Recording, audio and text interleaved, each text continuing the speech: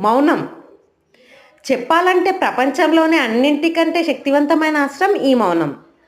అంతేకాదు, మన ఆయుధమే ఎన్నోసార్లు మనకే ఎదురు తిరుగుతూ ఉంటుంది. ఎలా అంటారా? ఎన్నోసార్లు మన వారిని చూసి, వారి అనుచితమైన కార్యాలు చూసి, వారి మాటలు వింటూ కూడా మనం మౌనంగా ఉండిపోతాం.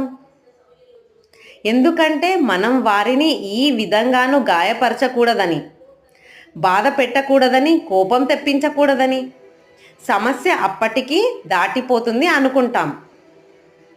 నిజానికి సరిగ్గా అప్పుడే ఆరంభం అవుతుంది అసలు సమస్య. మనం మౌనం వహించడానికి కారణం వారిపై గల ప్రేమ. ఆ వ్యక్తి ఏమనకనుకుంటాడో, తాను చేసేది తప్పు కాదు అందుకే మాట్లాడలేదని. ఒకవేళ మీలో నిజమైన ప్రేమ ఉంటే గనక వారి తప్పుల్ని అడ్డుకోవడం నేర్చుకోండి.